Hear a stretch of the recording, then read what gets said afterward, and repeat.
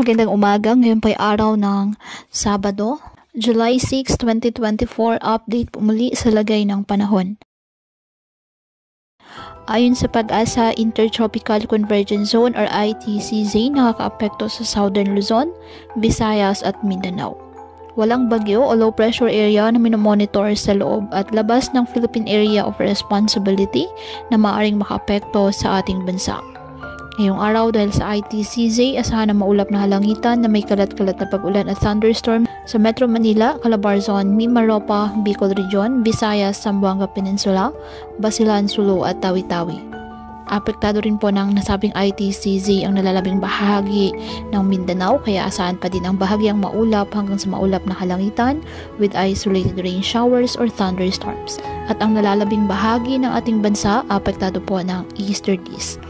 Kaya asahan din ang bagyang maulap hanggang sa maulap na halangitan with isolated rain showers or thunderstorms.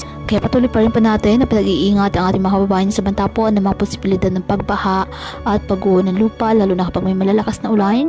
At ugaliin po na magdala palagi ng payong o kahit ano panangga sa ulan sa tuwing lalabas po ng ating mga tahanan. At yan po muna ang update sa lagay ng panahon ngayong araw.